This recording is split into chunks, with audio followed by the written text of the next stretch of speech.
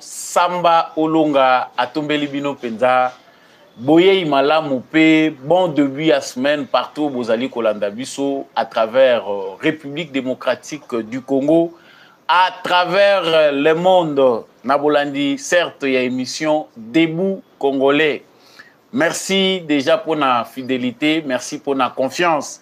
Oyo bozali kokoba na kopesa mwana mboka Samba Olonga po amemela bino basango ya République démocratique du Congo. Tokobosa na te que justice ya Nzambe eratakate, on récolte que ce qu'on a semé. Soki yo ozali kolona mabe yeba yango peke okobuka kaka mabe. Justice ya Nzambe ba korompaka yango te, justice ya Nzambe ba échappaka pe na contrôle nango te. Mabe to malamu yo kosalaka yeba yango toujours que ezali na litomba na yango. Donc la justice invisible existe. Biso ata tomoni yo te yeba yango kaka ke mutu azali aza komona yo pe okofuta. Nalombango na kei na basango ememi ngai liboso na bino mokolo ya lelo. Sango ya liboso ezali mutuna Félix Tshisekedi akutanaki na Joseph Kabila na Harare. E anona mutuna wana tokoyeba ngo na kati ya émission oyo Félix Tshisekedi akutanaki na Kabila tote. Bakokutana pona nini? Nini pende koyo kosala ke bakutana? Ba information oyo ezali ko circuler euti wapi? Samba Olonga azali kolobela ngo na kati ya émission oyo. Toujours na cadre ya émission oyo tokolobela pe décision oyo euti kozwama na ministre ya justice Constant Mutamba. Ye atalisi qu'il n'est plus question pour les greffiers et magistrats de percevoir les frais de justice. Des guichets bancaires seront ouverts dans chaque juridiction. Donc, quiconque va s'opposer à cette décision sera déféré. Immédiatement, la justice est considérée comme complice de la mafia. Désormais, babongo yotufutaka. La justice, na ba juridiction, nyonso esengeli wapi tokendaka, ba magistrat banda kozwango lusu na maboko te. Et komi babanda kofuta ngo na ba banque. Eza na ba compte oyo ekozala ouvert pour que ba congolais oyo nyonso ba justiciable nyonso ba futaka yango kuna. Bonne ou mauvaise décision, en tout cas, il y a guerre entre les magistrats et les ministres de la justice. Tokolobelango na kati ya émission oyo. Na kati ya émission oyo pe tokolobela ba oyo ezali mokano ya réunion ya SADC. Tomonaki somo esalemaki ya SADC. Ba décision ezwamaki kuna. Mais ba contrainte pe ezali lié na agenda oyo République démocratique du Congo azanango na processus ya Luanda. Bazali Kotali c'est pas président angolais que RDC ici est engagé pour la neutralisation yaba FDLR. Mais kasi côté ya Rwanda ezali na nous flou parce que on ne sait pas si ba militaires rwandais ba kolongwa sur le sol congolais. Ça aussi nous en parlons dans cette émission. Nalombango tokolobela pe likambo ya Augustin Kabuya. Sango moko ekomeli biso ezali ete Augustin Kabuya azalaki empêché de voyager. Est-ce vrai? Alingaki akende pour les États-Unis. Ba empêché ye akende te ezalaki mokolo lelo lundi. Ba source ezali proche na ye bazali kosala démenti nango metokolobela ngo pe toyeba comment Augustin Kabuya a commis ko travailler topé koloba contre Félix Tshisekedi. Yango ete tosukisa tokosala l'abstraction te oyebi que ça fait la une des réseaux sociaux. Construisez chez vous. Biso pe tokotika la indifférente tokolobela sujet oyo ya construisez chez vous. Na kati émission oyo na suka. Et pas na biso ezali wapi ba congolais baza ko mituna. Muto aza koloba ke construisez chez vous. Aux habitants d'autres provinces que botonga et pas inabino. Est-ce que ezali mabe koloba bongo tope ezali malamu? Et pas inabiso ezali wapi? wana nde parenthèse tokosukisa nango émission ya mokolo ya lelo pona ba nyonso bozali déjà na direct oyo natombeli bino boyei malamu na kati ya émission Debout Congolais présenté par Samba Olonga de père et de mère. Partagez les lives, abonnez-vous si vous n'êtes pas encore abonné. Bossala vraiment large partage ko bossana ko like te kabola yango pendana voisin pe laikaka boende penda tradition émission esengeli.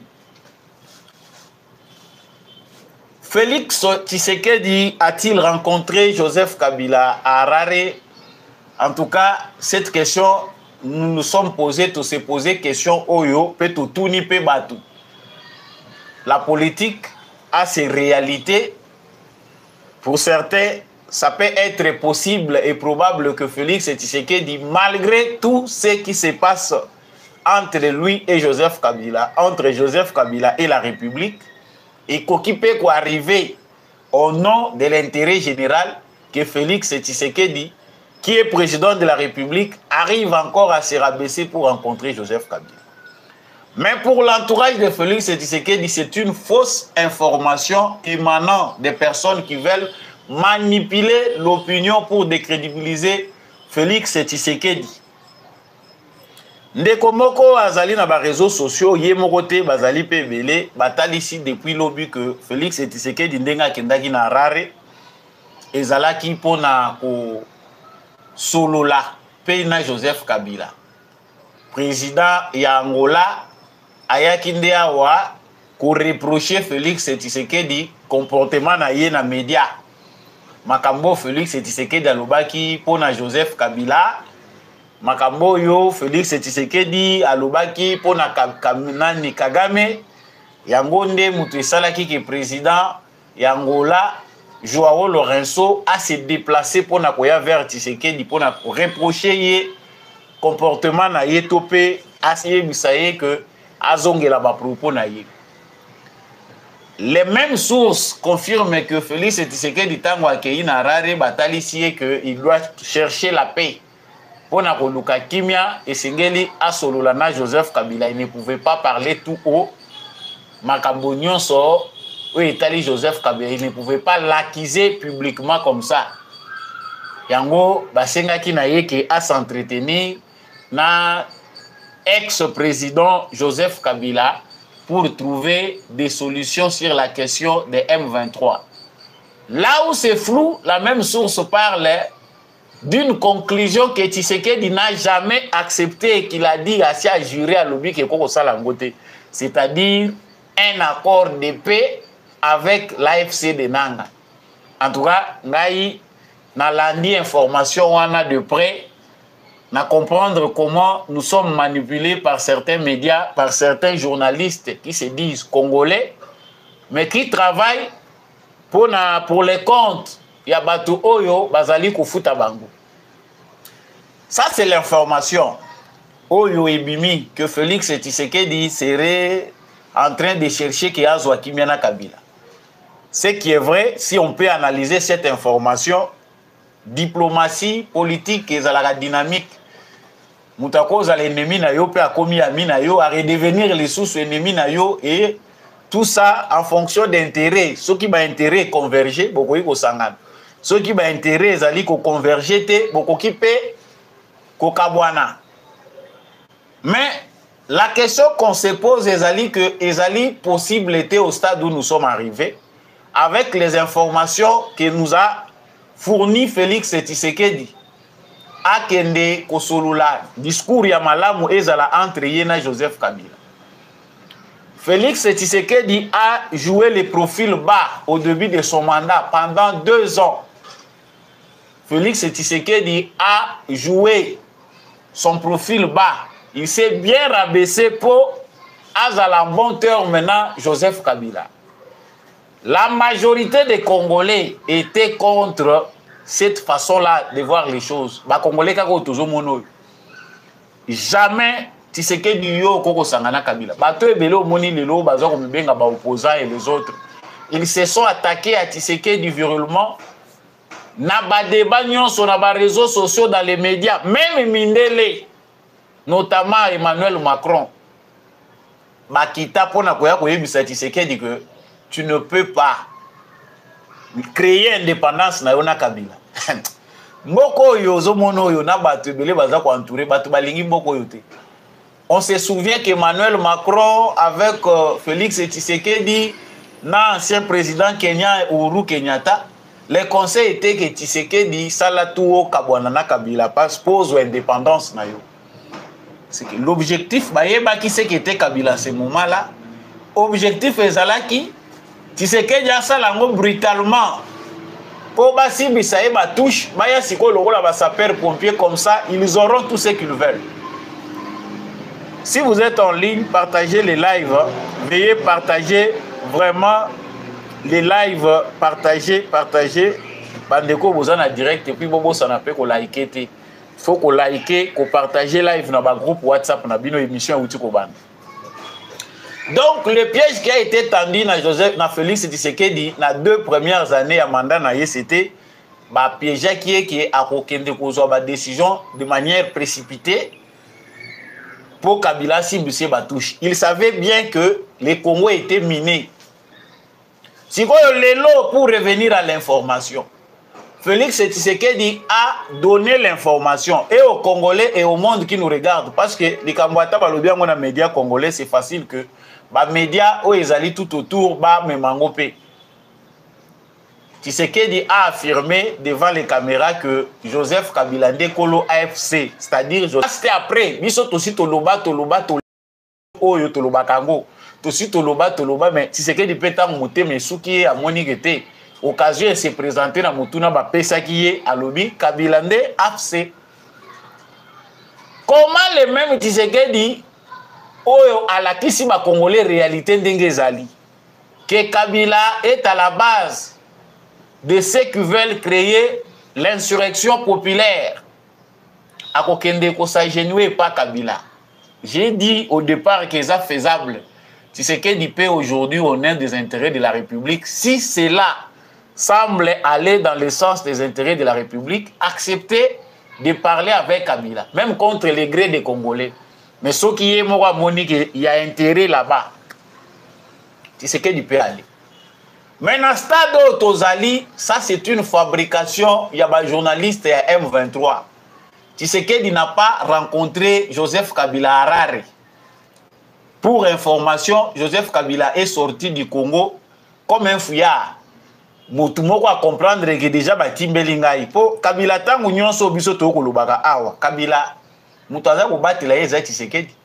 S'il faut que boma Kabila soki Tshisekedi azara mutema bon bo excusez ngai soki eza penda ngai na place à Tshisekedi ndé na 3 premières années wana na ngaki na boma Kabila ngai na ndima na ngali fait parce que je n'allais pas supporter, on n'a pas ce cœur là ndenge moko na we ya Tshisekedi wa jouer na ruse na ye, il a fait tout son profil bas pour supporter Joseph Kabila vu l'acte qu'il avait posé d'accepter de sortir par la grande porte.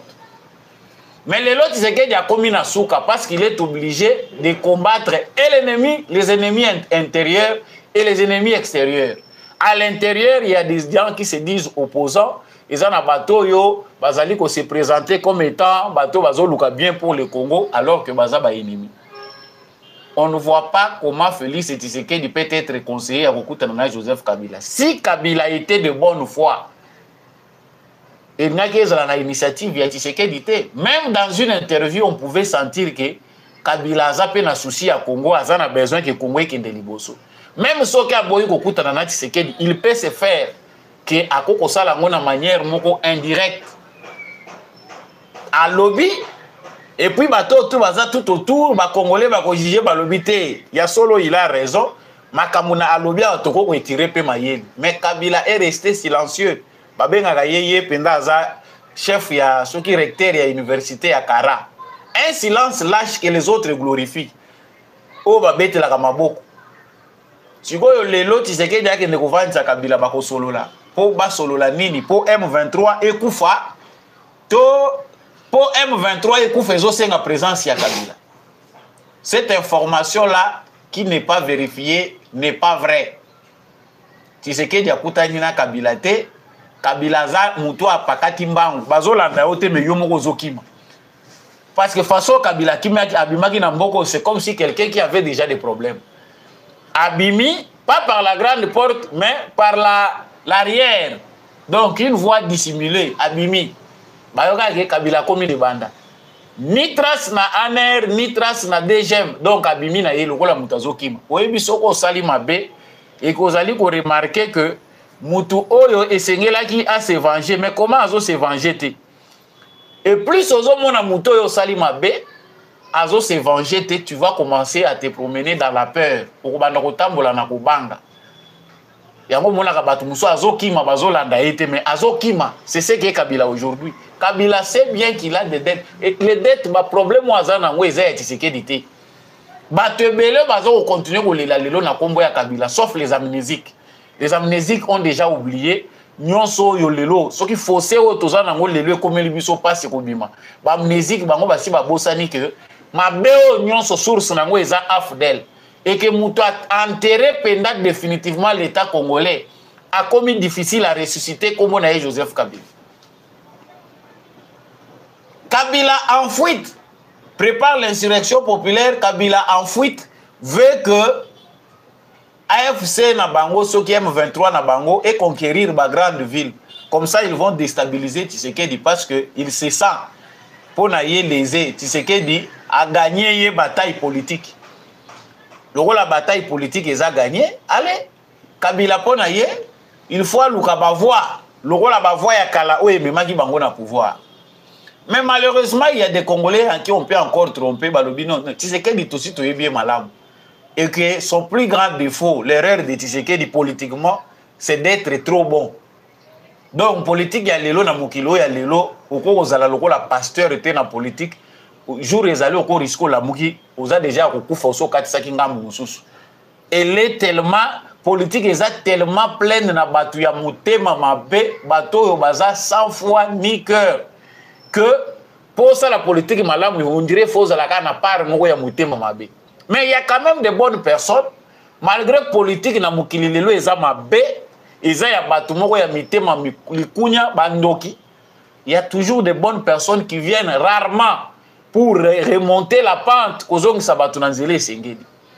Ah, faut à Tshisekedi ezalaki pona batu ebele si Tshisekedi pendant les 5 premières années azalaki kosala politique politicienne, politique il y a tout le monde, sans méthode de lutte. Kabila lingaka kufa. Bato bazokanisa no Kabila fui, il y a un commando spécial, Tshisekedi bazo pas information que Tshisekedi Azuba militaire, il a préparé un commando pour pas que le Kabila na John Nimbi. C'est une perte de temps. Nous vous informons que nous connaissons aussi Tshisekedi ndenge pe boyebi wana. Il n'est pas capable de faire ça. Ils allaient passe temps. La seule façon Tshisekedi a memi Kabila na suka Kabila komi kokima yemoko ezake nous sommes arrivés au point où batu ebele bakotika politique na Congo. L'arme de Tshisekedi aujourd'hui est visible. Assez abomi batu ebele politiquement, il l'a fait de manière politique. Si la plupart des kabilistes aujourd'hui bazali va disparaître dans la scène politique, ils allaient suicide politique, Tshisekedi a bomi bango. Nous avons vu comment Félix Tshisekedi a longé na bango na coalition FCC cash, bazo benga ye président postiche, et Lilingi ya pamba, incapable. Le même Tshisekedi là aujourd'hui a un dictateur na miso na bango, il ne veut pas écouter, il ne veut pas la paix, il ne veut pas la réconciliation. Mais c'est le même président. Moqué par tout le monde, humilié, yeyo lelonde, batoizo faire face naï. Quelque part, même ceux qui ont critiqué Tshisekedi, topé sa paix marge à manœuvre, nandegouana za imprévisible. Président, Oyotozu Félix Tshisekedi, il est vraiment aussi malin. Mais sa malignité, et là où ils allaient différencier, n'a pas moussou parce que lui au moins a une méthode de lutte. N'a pas boma mutuboete. Natinda commando ba kende ko enlever mutuba bomaye, c'est ce qu'il n'arrive pas à faire alors que les autres ont la possibilité de le faire. Oh Tshisekedi a subi la humiliation, ce ka loba qui a se venger, le lenge Kabila diriger la kamboko. Ba musu ba kotika politique amboko ba kokima ba ki exil. Mais un cœur il y a père de la nation, un cœur de réconciliateur, il y a mutu moko aza ko lukate ke mutu lobita on a kolonga na pouvoir, onga soki na kimaka Congo. Les Japonais Tshisekedi ne veut pas de ça. Mais batu bazo monika kamabe. Azako zala lâche. Joseph Kabila au finish a yebi bien que les taux se resserrent davantage contre lui. Là où nous allons, il y aura un tribunal ici au Congo. Ces pays à Lingango, mais la justice congolaise est devant des films il y a juger Batou. Depuis Mobutu, qui n'a pas eu Joseph Kabila. Félix Tshisekedi dit qu'il a un devoir, il y a Mounene, il y a Kokokisa Likamboana. Donc, ce sont d'inventer des trucs. Kabila sait que le Congo, sur le plan politique, Tshisekedi a verrouillé Makambo que Oyo basala qui dans le passé est possible te basala mo le souci ko. Kabila face à face na Tshisekedi est kazaka na maloba koloba pour ba discuter na ye. Tshisekedi la malmené a ke na ye tina ndenga botolie nyonso Kabila tika ki a la base. Tshisekedi a botolie ngo politiquement à se retrouver que je suis ridicule. Alors pour la gloire, il faut maintenant créer une insurrection, agir comme un terroriste. Kabila aujourd'hui, si nous disons ADF, tout ça, M23, les terroristes, l'autre terroriste s'appelle Kabila. Mais pour la Tshisekedi, il y a un chef, mais mieux qu'à commission Tina Souka. Donc, passons cette information pour la Koloba que Harare, il n'y a eu rien. Kabila na Tshisekedi batikali kokutanate. D'ailleurs, Kabila yemoko azana tante à couper sa Tshisekedi basolo la bakokutanate. Il sait le mal qu'il a fait au pays. Il ne saura pas supporter. Change na bango, ezali probable été ya malamu. Mais si Moutako eko changer, toko kotika ka marge à manœuvre que oui, solo mutu pas changer ka. Sango ya mibale toko kolobela ngo awa ezali masolo ya kitoko, maman ministre Souminwa, maman première ministre na biso, maman ministre wa Yambo, Judith Souminwa. Alobi kalate baza ko sala évaluation il y a 3 mois, il y a gouvernement. Les ministres, pendant 3 mois, qu'est-ce que les ministres ont fait? Mais dans la question, ils ont abordé, ils ont quelque part quand sens la justice que ce soit pour Kabila, que ce soit pour tous les bandits d'État ou ils sont en otage. Mais vous êtes en direct, vous pouvez liker, Bandeko Boza en direct, il faut vous liker la émission. Constat Moutamba lobby désormais, parce que à Kendaki Kuna pour lancer l'opération, à lobby désormais, il n'y aura plus question pour les greffiers et les magistrats de percevoir les frais de justice. Des guichets bancaires seront ouverts dans chaque juridiction. Quiconque s'y opposerait serait déféré immédiatement à la justice et considéré comme complice de la mafia. Bande Konangai, ils ont certainement makambo et photo plus que Yakaga mena M23 parce que les défis internes, ils ont un problème, il y a volonté. Initiative oyo topeli kanisi oyo ekomemela mwana mobali oyo ndeko na biso oyo congénère oyo bitumbebele parce que bitumbesi bandi. Prendre la décision ya ko créer guichet unique pour na ba frais ya justice ezali déjà première punition la plus grave. Eza base ya ko tia d'abord ba magistrat au contre mur. Bandi magistrat ou bazui secteur à justice en otage. Il fallait pas élargir même ba OPJ. Oyo bazali na ba commissariat oyo. Bongo PZ belé kunezo kenenango dans les vides. Les Congolais ne connaissent même pas dans la loi. Amande bazako futi so ngo oyebi no ata mobeko te, oyebi loko moko te ba yebiso kaka amande na we sali 300 000 francs. Boka kolina ye boyokani au 650 000 et souki kaka wana na bureau à la police et kendaka nulle part. Ça, c'est une décision sérieuse, mais nous savons qu'il va s'attirer les foudres de la magistrature. Conseil à magistrature déjà qui guerre n'a constat Moutamba. Déjà, tout le monde qui semaine passée, comment ils se sont insurgés contre lui, Balobi, Azabi Loba, Azabouaka faute na ba magistrat, mais ba gardien. Et là, sur le plan, il y a Mibe qu'on a biso constitution, a biso ndenge zali ko tambola. C'est le conseil supérieur de la magistrature, ba magistrat, ba juge, bangonde, mutubaza ba gardien, le secteur de la justice congolaise. Ce qui est Koufi et Zabango, le ministre de la justice a une marge de manœuvre médiocre. Oh, ils allaient vraiment logique dans le contexte, il y a maladie, il y a justice, il y a Congo.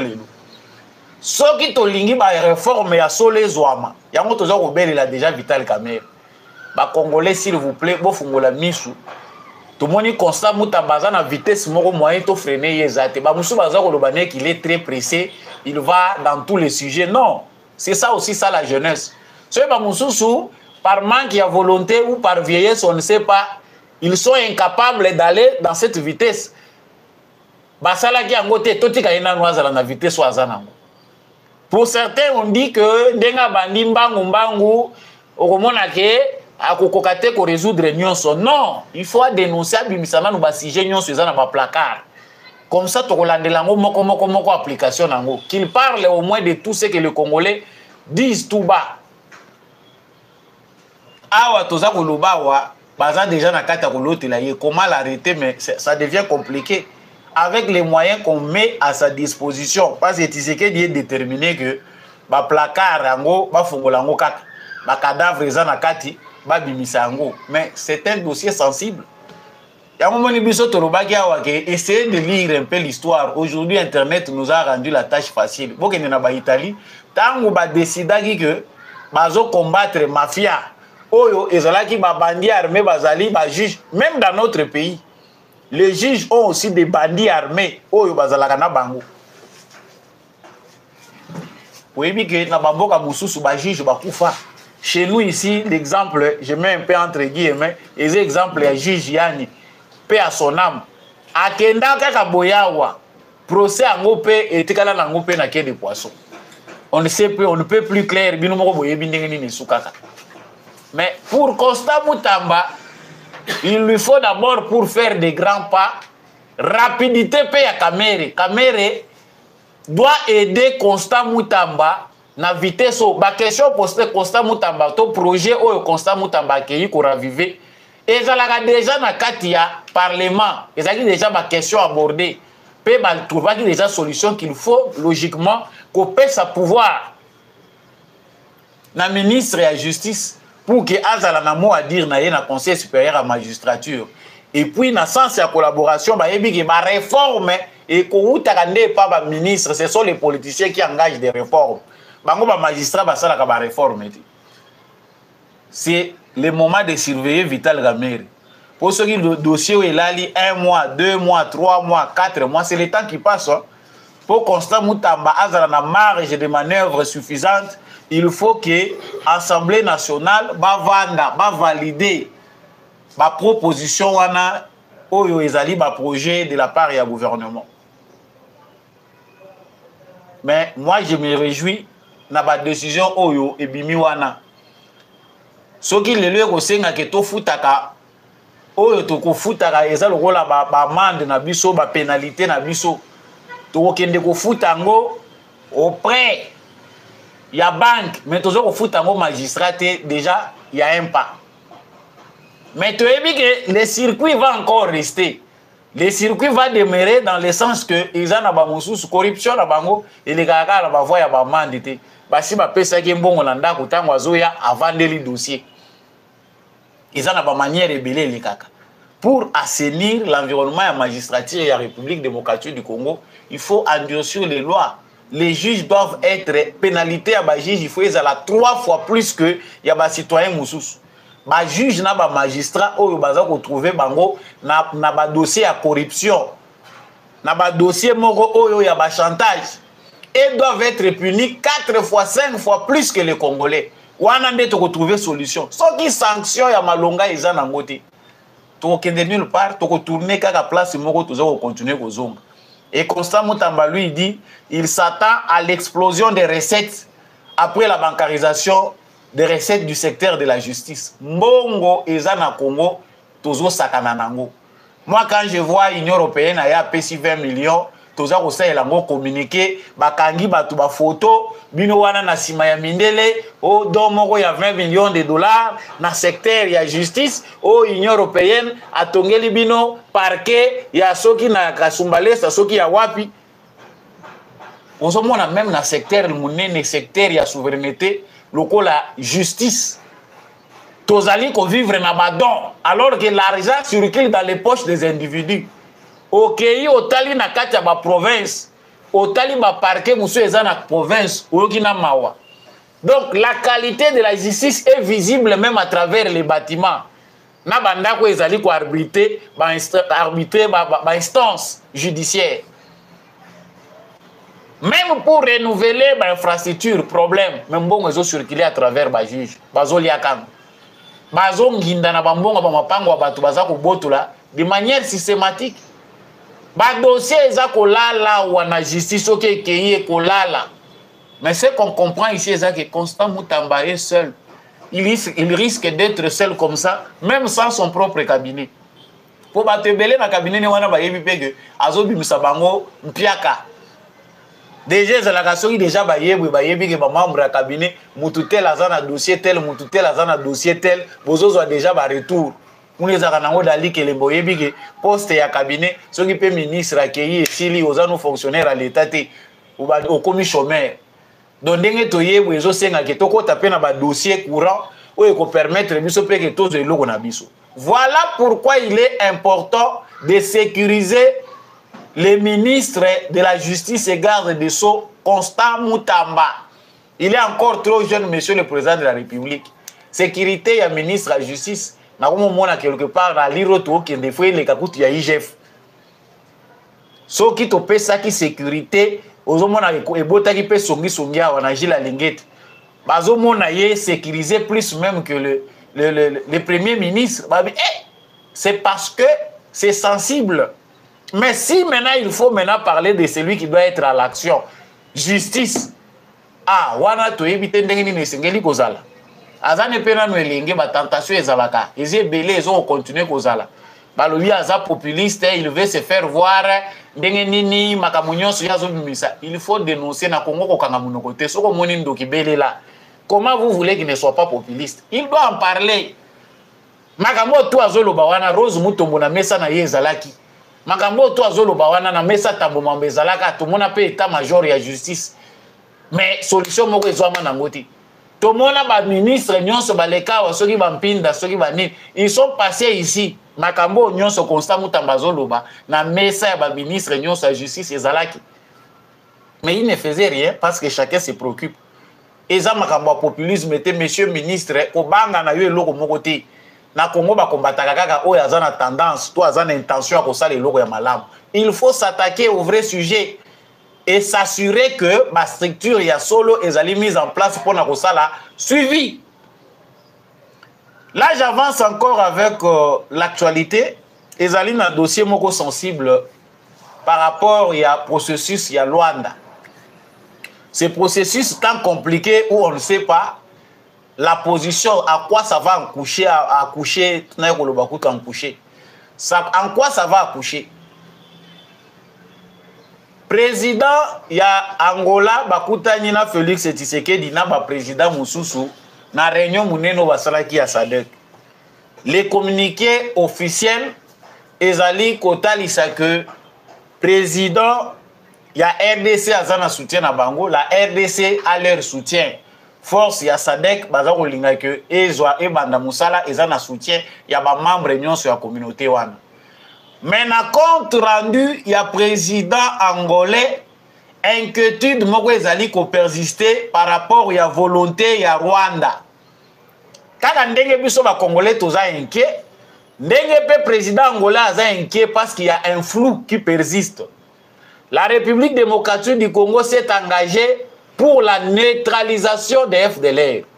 Ezali, un point pour répondre à ce que pense Paul Kagame. Na marge ya aventure oyo Kagame azali ko continuer ko résister nango. Congo alobi ngai question FDLR. Andimi kotinda représentant ya renseignement na biso awa na ya Rwanda bakuta na Luanda basolola. Ça Lorenzo l'a dit. Mais les Rwandais ne savent pas dire que Bissopé Toza ko retirer les militaires na biso sur le sol congolais. Ça inquiète le président angolais, bien qu'il a été optimiste, pardon, à tel ici que malgré Nyon Sowana, toko est vrai pour qu'il y ait la paix dans l'Est de la République démocratique du Congo. C'est grave. Nous qui sommes agressés, nous avons accepté que na sol na biso tozali na FDLR, que les renseignements rwandais et congolais travaillent, bango moko pe ba Rwandais s'ils ont des informations qu'ils nous montrent et si kanini ba FDLR bazali. Ce qu'on lit ces derniers temps dans les réseaux sociaux démontre que Kagame azali ko profiter na temps oyo pour organiser autre chose. Et les démocrates pour ngape na komi ko soupçonner yango. Na zui plan oyo ba américain basali ya cessé les feux pour na biso awa na Congo na makambo ya Congo na Rwanda. Na zui plan oyo basali lisusu na Soudan. C'est toujours la même chose, cesser les feux.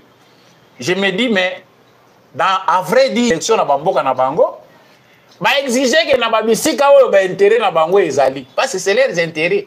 Que l'Amérique mette là tout un département chargé des questions africaines. Biso ne muto kanisa ke ba questions africaines wana ezali pour na développement na biso. Jamais. Secrétariat na bango d'État chargé des affaires africaines, ba vandeli dossier congolais, batali balobi non, imposons un cessez-le-feu.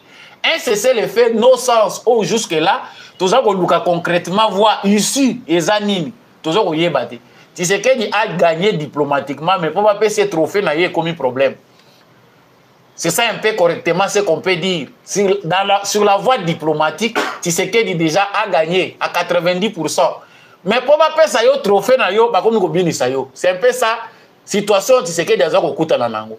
Bon, si vous reconnaissez l'agression, que le Rwanda a dépassé les bornes, mais agissez. Et comme non, cessez les faits, nous travaillons avec l'Angola dans les mécanismes. Et comme mata patati patata. Le Rwanda n'a pas d'engagement. Seul le Congo s'engage au désengagement, il y a ba FDLR, neutralisation, pardon, il y a ba FDLR. Mais le Rwanda, lui, il donne quoi pendant ce temps-là? Donc, quelque part, Bisso Tozo Kobima, le rôle là naïf, nous sommes si naïfs d'être de bonne volonté, d'accepter que la question où ils allaient tourmenter voisins, si c'est cette question dont ils parlent, Bisso Tozo résoudra. Mais de l'autre côté, on pense aussi que Tshisekedi a bien fait de se soulager de cette question. Bisso Tozo la nelo comme côté bango baza ko reprocher Bisso. Processus il y a transfert, processus il y a makambo etali ba réfugié oyo Kagame aza ko kangama na bango. J'ai entendu Patrick Mouya en parler à Lobi, question à ba réfugié eza nango ka Libye ya Lukuta. Kagame azali koko sanaye parce que les réfugiés dont il parle ba comme 130 000 biso toyebi bangote. Les HCR n'en a pas parlé. Ceux qui bolandi bomoni ba communicateurs rwandais, ils disent que pour eux Tshisekedi est de mauvaise foi, même s'il a accepté la neutralisation des FDLR, ils sont déjà allés très loin. La question risque de ne pas être résolue. Pourquoi bango bazolo bagé ba FDLR baza déjà tina garde républicaine ya Tshisekedi. Basi ba koti partout, basi ba pesi bango identité congolaise, on dit ton que c'est nous qui le tourne en bourrique. Là moi j'interviens pour dire que biso ba congolais d'être aux trop patients. Si Tshisekedi est très patient, ça se comprend, c'est lui les stratèges, c'est lui les diplomates. Mais nous les Congolais, quelque part, je ne comprends pas pourquoi les Congolais doivent rester passifs. Doivent attendre à écouter Tshisekedi que biso peut oser la résultat de la mokona Tshisekedi. Non. Ces ambassades, ces pays qui sont en train de nous exploiter pendant ce temps, les minéraux ont continué à bimanango, ils ont kendakanango et ils tirent les bénéfices. C'est le Congo qui perd pendant tout ce temps. Biso tozeli tolobité, biso zonat Tshisekedi, soyons patients. Faites comme les Ouazalènes. Pour que l'un de ces 4 matins, ceux qui bango bazo kanisa ke baolek c'est la biso tango, bako sutuka les Ouazalènes na kati ya Rwanda, FARDC na kati ya Rwanda. Ni Tshisekedi, ni la communauté internationale, à la mesure de c'est ça un peuple souverain. Sango Moussous Nazako côté là, vous êtes en ligne, likez, ne quittez pas les lives sans liker, beau partageaka, beau liker. Les likes sont obligatoires et puis ça force na actualité na bino. Sango Moussous to côté awa ezali ko sala pasi mais ezana ngo pe pasi te photo lo belango ndeko Augustin Kabuya selon certaines sources a outi ko zala débarquer de l'avion ce matin par les services de renseignement, il voulait se rendre aux États-Unis. Il paraît aboyo zongela ngai non, l'information les donne comme ça ngala linga couper cette information avec assurance pour des nuits tranquilles. Ah, au moins, je vous laisse l'essence, il y a un doute. Pour oyeba que, oui, l'information peut être donnée, cette information peut être aussi contredite. Mais autre yoki ezali ndeko Augustin Kabuya alingaki ko voyager ko kende États-Unis. Moi si pas azali banda po ezala na ko bongo na Congo. So ozo sala na o déjà bongo, si o tie famille à l'abri signifie que papa, maman, bana bazada ali banda, yaza awa, azane pe na tango lukalikango, ce ne sont pas les femmes qui manquent au Congo. Donc maman soka azana epe kuna, papa azana e awa, ezo kende bien. Donc Augustin Kabuya lelo a commis ennemi, il y a eu de peste na Félix Tshisekedi. Et pourtant, nous en avons parlé. Hein. Babiso, Mbange, Salibiso, Passi, on nous a traité de tous les noms. Yo, le Bakamakambouaï de peste, est-ce que Makamboaï de peste est allié? C'est mon combat. Tous ça peut victime parce que les combats de l'IDPS aujourd'hui ne profitent pas à ceux qui ont combattu. Les combats de l'IDPS partent en vrille. Surtout qui a ba successeur à Tshisekedi ba outi na PPRD. Tokola la gato la muke komi bongo. Toli yango ils ont ça n'a pas si. Moi je me demande si encore des combattants ba vraiment combattants de yo ba bundaki na papa Etienne Tshisekedi. Je pense qu'il y en a plus. Kabuya Augustin à lobby hier, je pense hier ou le samedi. À lobby le peuple d'abord, ils ont des priorités pour la IDPS. Tant que tu as pouvoir, le peuple a tchagi ligue na kati na biso pour que et pas na biso pour que slogan au papa bandaye ko le peuple d'abord est réalisé. C'est pas ce qu'on a fait tout décevoir bango. Lelo oyoyo ezali ba guerre ya positionnement autre toi que je m'y mette. Mais ce que les sorcellerie, moi je donne raison à ceux qui ont dit que Augustin Kabuya est sorcier. Parce que comment toi, yonde kutunde koko bimisa ba propos na te parce que yonde mutoza à la base. Si l'IDPS est mal dirigé, ba kotuna Tshisekedi. Non, to satisfaire te. Ça dit, Tshisekedi dit que le slogan, il a toujours travaillé pour le peuple. Kabuya le contredit pour dire que non, nous n'avons pas servi le peuple. Voilà là où se trouve le paradoxe. Le président Félix Tshisekedi a lobby, Batounie Mutuna na top Congo a lobby, oui. Je suis toujours, je me réveille, je dors toujours avec la pensée, il y a servir les Congolais. Le peuple d'abord, Nazali qu'on continue toujours de travailler pour le service du peuple. Kabuya lui dit le contraire. Alobi les gens ont bon côté. Nyon soyo, Esaïe Morope président Félix Tshisekedi place Azali à comprendre qu'en politique aussi, être trop patient, c'est essuyer beaucoup de défaites. Tolobaki soki bolingi bo utiliser mutu. Batu bazali pe boluka oyo azali ata na moi sagesse moi équilibre ezalata entre sagesse et intelligence à mutu. Ça c'est tuer tout un combat à cause de la confiance de Félix Tshisekedi à Augustin Kabuya. Toujours comme aujourd'hui na ridicule oyo ezali komona na devant le monde entier. Aujourd'hui tout le monde mutu nyonso aza UDPS akoyoka soni. UDPS lelo ezopesa soni bato to azaba membre ya UDPS bazangi argument. Pourquoi? C'est pour avoir pris les moins bons placés à la tête de ces partis. Pour ceux qui mutu ya malamu azalaki na sens ya intérêt général komikiti selingaki ezala mais nde tokomi na point tokomite. So moni yindi na kati lobite na bimana kende kokima libanda okende pa ite tu vas tout perdre. Ça c'est la bêtise congolaise. Culture ya démission ezate égoïsme leki tala bato bazoboma Congo. C'est nyonso Tshisekedi asali awa ebungi na mutu ya Kabuya na 2 jours. Au profit ya intérêt na ye o moni to lingi politique ya autre toi que je me mette. Yo lingi ba pesa yo ba ne boni à la tête de l'UDPS. Pour y comme malamu toi qui a géré l'UDPS pendant 6 ans ozalaki kaka na secrétariat ya parti wana. Kabunda sali soki 2 ans yo tikali ozui yango kino to komi lelo. Bon, autre toi que je me mette là, pendant les 6 années, oh yo zaki na secrétariat général, tu as fait quoi? Qu'est-ce que tu as donné aux jeunes de l'UDPS? Qu'est-ce que tu as amené comme organisation? Moi, je me dis qu'il faut tout la vérité. Les combats de l'UDPS, combat Etienne Tshisekedi à prendre avoir le franc-parler, dire la vérité.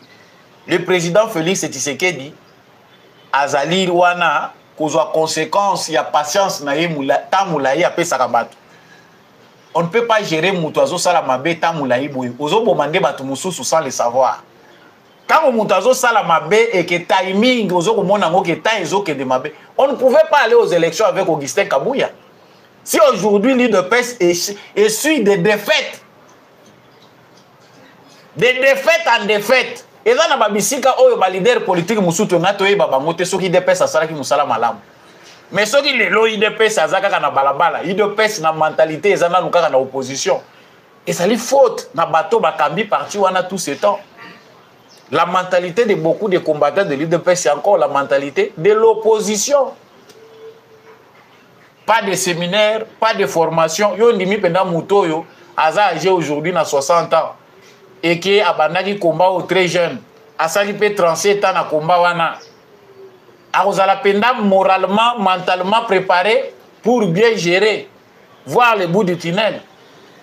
Il faut réarmement moral ezala. Il faut réorganisation ezala. Pour que ceux qui étaient habitués na combat, na bakas, va comprendre qu'aujourd'hui, le défi s'appelle gestion. Bako gérer bino sur le télé, bako juger bino té parce que bo combattant qui malamu, mais bako juger bino lelo par rapport ya qualité à gouvernance na bino. Bako juger bino lelo par rapport ya bonne administration de la chose publique. Ça, combattant il doit ça rejoindre ko na mapatate. Pour celui qui n'a pas étudié, il faut qu'on le forme. So mongo ekota na UDPS kenaka et servaka na nini. Kabouya va encore disparaître et il va aller ndenge kaka ba secrétaire général à UDPS bakendaka na bambongo ya ba parti na bango. Et ce qui est vrai c'est que UDPS ango pezaka nango na ba carte té ya membre, tout le monde est sympathisant parce que n'ayant pas la carte, muto akoza na carte au balotangi lo ba carte ya kala ou le kawana o abomba. Mais à vrai dire, ce qui adhère aujourd'hui à l'UDPS c'est par conviction. Et l'autre tikali awa ezali aki ezali kaka idéologie eti. Il faut éviter les ridicules. Les ridicules, les alliés, les locaux qui se présenter. Tant qu'on se présenter, les moyens de voyager exactés. Ce qui tu deviens un danger public. Et pourtant, tu as vu ça qui, monsieur le président Félix Tshisekedi dit que Mouto Yozobomba Koki ko trahir yo. Loyauté ezalaka kaka te parce que Mouto aza fidèle, que nyon sa roya ko bete la oli solo. Incompétence peut ça la que Mouto comme un comportement moral déloyal. Si vous êtes incompétent, vous pouvez trahir une incompétence. La loyauté ne signifie pas seulement que vous êtes fidèle. Oui, monsieur le président. Vous êtes incompétent à commettre faute grave. Et ça dit que faute est la qui est loyauté. Mais vous êtes inconscient que vous avez une incompétence. Chers militants de l'UDPS, défendez votre parti. Et c'est héritage nabino, héritage à famille Tshisekedi. Et c'est héritage pe patrimoine commun. Il y a des Congolais nyonso babunda. C'est ça la différence entre l'UDPS et d'autres partis politiques. Ils ont droit, ils ont combat, il y a des belé. Et c'est héritage familial. Et ça peut héritage politique, il y a un petit groupe, il y a batouté. Et vous verrez que c'est facile. Des gens vont tomber. Même à Obazowe, pour remplacer Kabouya. Bako Kendepe. On verra des inconnus. Parce que l'UDPS est un état d'esprit. Et là, on a moyen d'individu qui s'accaparer nango. Ezate. Eza combat moko sacré. Yango zo mona ke batebele ba wele la kakoya kozwa nembongo. Mais il finira par partir. Bako benganaye. Parce que l'UDPS, c'est ça. On corrompre tout le monde. On changer ma fédération. On changer ma section. Est-ce qu'on peut changer état d'esprit? On peut changer en côté. C'est ça toute la différence. Faites même la différence à travers d'autres partis politiques. Au Romona ya boye, au Romona ngote. Les amis qui ba parti politique au Romona boye. Ce qui te l'obaka mingi tozo beta c'était pour na UDPS to yebi que parti logo la UDPS na moment oyo. Ce qui est athée na scène politique congolaise. C'est fini, le Congo se meurt. Il y a combien de partis politiques oyo batu baza engagé ndenge baza engagé na UDPS wana sans moyen. Umoni bana ya batu ba komi on dirait bazo kotisa messe. Na tongo Tshisekedi asali boy na pourquoi Tshisekedi bazo prêcher Tshisekedi wana ofele Tshisekedi yebi ata bangote ata mai ya pamba pesa ka bangote. On ne les connaît même pas. Mais batu bazo sakana, il y a des gens qui blaguent. Yo lobité héritage à papa, nous devons mettre qui nous voulons. botika biloko wana botika biloko il faut botala bato bazana balabala na bautaka wapi. Et même lui, le président Félix Tshisekedi, il doit voir. Les militants IDPS, ceux qui sont opportunistes, jusqu'aujourd'hui, ils sont nombreux dans la rue. Sans formation ni quoi, mais ils continuent à défendre le pays. Bato yokutu bayebaki komba wana te bazolia, bazomela. Fruit ya komba oyo bato wana babundelaki. Quelque part, Nzamba ko juger bino, hein. Biso toyebi bino bato malamu, mais Dieu va vous juger. Les enfants d'autrui au baza ko bunda malelo, ba mususu baza condamné à mort. Il y a toujours rappelé, monsieur le président Félix Tshisekedi, que c'est une honte. Pas pour seulement la République, mais ça honte pour le combat de Tshisekedi. Beaucoup qui ont géré bana oyoyo, babunda ki bitumbo yote lelo, jeunesse lelo est condamné à mort. Il y a eu de pèse. Kabou, il y a derrière ce complot-là. Le président observe malheureusement. Nazo souki sawa na information topé sujet moko ezali très d'actualité, ils ont les sous sujet ango. Ils allaga déjà mais ils ont les sous. Vous qui êtes en ligne, veuillez liker, bo like kabande konangai, liker, partager. Complot ezalaki bateka IDPS. Merci Nandeko zo rappeler ngai. Basi bateka ki hein, mais bateki batute. Bateki na bango échantillon ya pamba. Construisez chez vous, botonge pas na bino.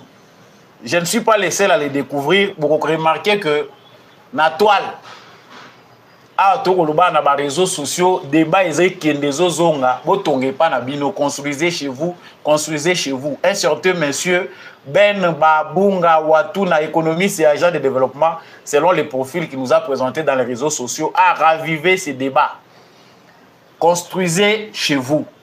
A-t-il raison ou tort? En tout cas, la communauté kassaïenne, Bazali, vraiment très en colère contre ce monsieur, par le but qu'il a beaucoup plus ciblé les Kassaïens que tous les Congolais en général. Slogan Naye a créé, tu évites ça slogan, topé phrase Naye, construisez chez vous, et il y a eu des répercussions sur les réseaux sociaux. La question qu'on se pose, parce que Bissopé faut topé sa point de vue. Azan a raison, toi Azan a tort. Construisez chez vous, si on dit ça à tout Congolais, et qu'on a bêté, sans d'abord savoir, sans le contexte, il y a Moutou Aloba qui construisez chez vous. Tous les habitants sont Congolais, mais chacun a son chez soi. Nous sommes toujours originaires de quelque part, de telle tribu. Quand on dit construisez chez vous, ah oui, tant que vous avez boti na Canada, aza congolais, papa congolais, maman congolaise. Ato boti na Kinshasa, aza papa congolais, maman congolaise. Il faut toujours montrer à l'enfant que dans là village nabino yangoyo, territoire nabino yangoyo, place bakoko na yo ba uta yangoyo. C'est pas mauvais. Mais ça prend une connotation tribale. Tant que mutu azali ko ciblé batu ya ekolo mususu ko kanisa ke batu wana nde baza ko envahir province na bango. Partout c'est chez nous. Quand on parle d'une vision personnelle, mutu individu akokende sika nyonso esprit na yezo tinda et pourquoi des Congolais sont dans des quartiers qu'on appelle Mbujima Ikananga na Canada kuna ba mususu bazati na ba Chicago baza na ba Texas, des Congolais qui sont devenus comme des Américains au koti na banda kuna bango kuna ukanishi oza na Kasai bana bazolo bachiluba. Ce n'est pas chez eux. Banda ko ba construire wana ba kone ko yebisa bango qui rentrer chez vous. Non, ils ont acheté des maisons avec leur argent. Ils ont construit là où ça leur semble bon. Ça, c'est la vision individuelle. L'individu, au Tozali, au Koki, peut circuler librement à travers la planète et acheter la maison partout où vous voulez l'acheter. Donc, Ndekowana n'a pas ciblé la communauté qui construisait chez vous, il a exagéré. Et si on peut parler des Kassaïens, il faut que les grands Kassaïs, l'espace Grand Kassaï, ils allaient victimes, il y a marginalisation à Kosakanate, dans le régime, il y a Mobutu, voire même les Belges. Ils ont les cas, ils permettent de favoriser le développement. Pour individu, il y a Kotonga chez soi, ils appellent la responsabilité à l'État. Il y a Kobongis environnement où ils ont permettre de Tonga chez soi. Ce que tu as ma province, sur la République démocratique du Congo, ils ont enclavé. Wapi province ils ont développé. Ils ont wapi. Ils ont pété. Les Kassai a été abandonné à son triste sort. N'est pas ma province Moussous. Mais La position de ceux qui sont au centre, ils allaient défavoriser bango en cas de crise. Mutu aza na centre, ceux qui crise yi aza obligé à kobima, à envahir kaba province, où ils allaient avoisiner. Les Kassaïens sont les plus nombreux à quitter leur province pour aller dans d'autres provinces. Parce que position na bango géographique, situation na bango géographique, et qu'on permettre bango en cas d'enclavement, mutu alukaka kende na ba région où ils allaient pembeni na ye. Bamususu bakendaka boye babimaka ti libanda ya mboka. Si les Katangais disent que les Kassaïens les envahissent dans la bateau, oh, ils ont amour, il y a patrie. Les construisez chez vous là, partout c'est chez nous. Moi, nous, il y a Botami Awa, na Kishasa, à Tekali Kokende na Kivuté. C'est qui vous essaie pas na bango.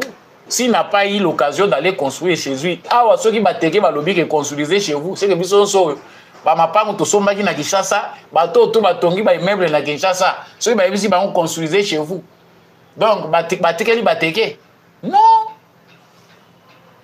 Il y a quelque part un ça ne va pas dans le discours moko incendiaire dans le moment où ils ont yangoté. Mais ngai loko munene na kobele les alliés que nos frères du Kasaï prennent ce discours comme une motivation. Vous aussi vous tika la peka na léthargie te que ah omoni bazo marginalisation pèse la kamalamu te. On vous a marginalisé certes, il y a des choses où ils allaient malamu te na histoire. Oyo yo bakasaye ba vivaki na Katanga. Si eza na bande kona biso mususu ba vivaki angwawa, mbele Congo ese kabwani. Mais on peut comprendre l'essence du patriotisme ya bande kona biso oyo ba viva ba événement ya 92 ba massacre ya bakas Katekelai na ba année 70 quelques par Mobutu na ba mine ya Katekelai. Il y a des massacres comme ça oyo les Baluba, les Kassaïens en général ba vivre. Oh soki bazalaki batu moko pe balingi Congo te. Mais le Congo est kabwana. Mais aujourd'hui, chers frères Kassaïens, pour être maintenant aussi réaliste et équilibrer les débats, quand on vous dit de construire chez vous, ça ne doit pas vous énerver. Aujourd'hui, Félix Tshisekedi lutte pour permettre à ce que nos provinces soient désenclavées. Yo me maki bana ulakisi bango ata munoko mboka te. Yo me mi bana utreli ulakisa bango ata village na bango natal était village d'origine na bango. La Kisaba na province na bango natal, investissez aussi chez vous, construisez. Là, dans le sens positif, les construisez chez vous, rêvez toute sa signification. Il faut choquer yo teta mbalobi que construisez chez vous. On note les alliés ko cibler la communauté moko boité. Quelque part, balobaka quelquefois malheur est bon. Tant baza ko loba bon, on vous motive aussi indirectement. Nous avons été marginalisés, mais aujourd'hui Félix Tshisekedi ne peut pas se pencher seulement sur le dossier Kasaï. L'enclavement, c'est toute la République. Baninga mususu va profiter pour bazana ba frontière, bakendaka ba Zimbabwe, bakendaka Zambie, ba mususu bazana Tanzanie, ba mususu bazana ba Uganda. Mais les autres ici, ceux qui sima ezate na Kasaï, sima soit $60. Ceux qui ont mbongo mukyo kotonganda comme colonie. Mais aujourd'hui, on veut que les conditions soient meilleures. Muto akendaki na Mbujima en 2018. Et qu'il y a en 2024, il peut dire qu'il y a ces changements-là qui débutent, même si timide des alliés, même bateau mauvaise foi bazali, qui n'doke zali, mais il y a quand même quelque chose de visible qui se fait. Aéroport réseau Tongama, hôpital les alliés Tongama, école les autres à la construite. Il y a aussi des particuliers qui construisent leurs belles maisons. Au moni que urbanisation et zongi banzela nyon se kufa na bisika banzele zala kite banzele komi kokota. Yo zo zela nini po osomba pe lupango otonga taka boya chebino.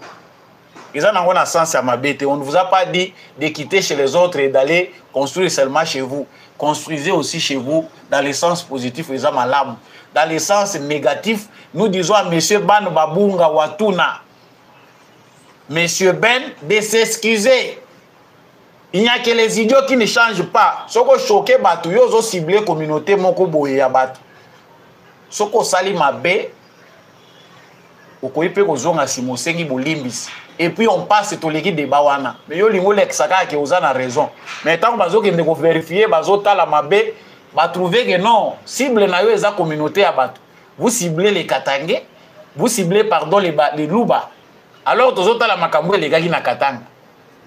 C'est toute une confusion là-bas. Donc avant de chuter bande konangai na ebisi bande konabiso bazali na Katanga que le Congo restera un et indivisible. Le défi c'est vous. les politiciens bazali ko utiliser mingi bino pour na ko commettre ba forfait na bango ba crime na bango. Il y a des politiciens sans se baser sur le tribalisme à côté kala kozala élu ata mokolo moko te. Pour azala élu, il faut à manipuler fil tribal. À la qui s'appartenance na na katanga po azala na belecteur rebellé. C'est faux, ils sont en train de vous conduire dans des ordres. Bateau ba piller katanga, ba rendre ango misérable, ba tiki maboulou partout. Ce ne sont pas les Balouba. Ce ne sont pas les Kassaïens. Les Chinois, les Indiens aujourd'hui occupent, les Américains pillent depuis des décennies, les Belges ont pillé. Et ça, on a bien noté. Si un Chinois s'installe, il se marie à votre sœur katangaise, Babotibana, vous voyez, c'est construisé chez vous. Aimons les Congos, aimons nous, les Congolais. Émission, Yamukola Lelo, et Sukiwana, Kotika, émission, on sans qu'on like. Liker, partager à mon voisin, il n'y a pas Fongwama. Yamutu et Zabolingwa Congo. Ce qu'on s'appelle là qui partagez l'émission, abonnez-vous si vous n'êtes pas abonné. Ce qui peut se peliter maloba musu se bête sur les bako, limbi sangai, tozaka ba congolais, tokotika la kaka ba congolais. Merci Nandekombi à chaque coup. Avec la simaya caméra pe na réalisation pour cette émission oye comme on habite dans bino. Matondo mingi pe na apôtre Gérard Kabeya Chovu. Merci mingi na l'homme de la vérité des urnes, Jean-Louis Timbalanga. Merci à papa Michel Lumakaso. Merci aussi à papa Maurice Kikangala, à papa Boniface Mpunga, papa Freddy Ngwama, maman Lisette Mombendou, maman Bill Bilonda, maman Anima Samba, ba nyonso yo bolingaka sambolunga na tondi bino penda, botondi mingi ndenge bozo continuer ko partager émission oyo. Na bomoko pe na bolingo ndeko to kotonga ekolo na biso Congo. Bon début de semaine, tokutani prochainement.